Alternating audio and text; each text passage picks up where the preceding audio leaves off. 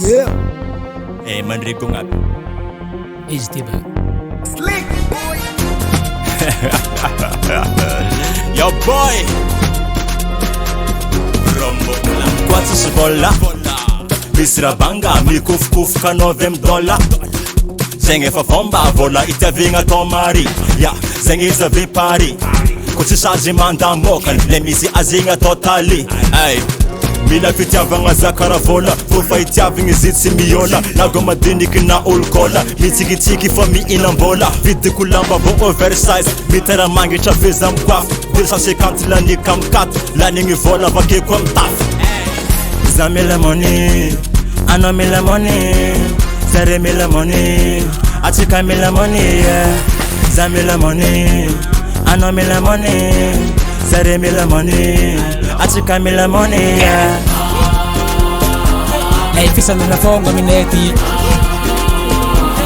Lendi zisa kalendi. Angatongatino poi feti.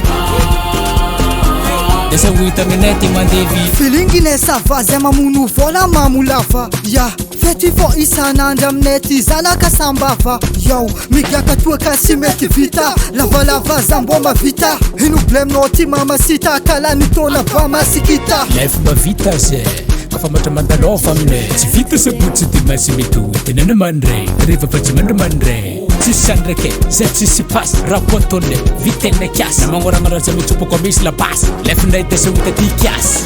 Zame la money, I know me la money. Zare me la money, Atika me la money, yeah. Zame la money, I know me la money. Zare me la money, Atika me la money, yeah. Lei fissano una fonga minetti. Lendi zisa kalendi. Angatongatino poi feti.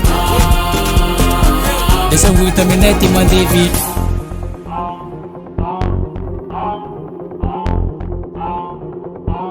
Slick boy.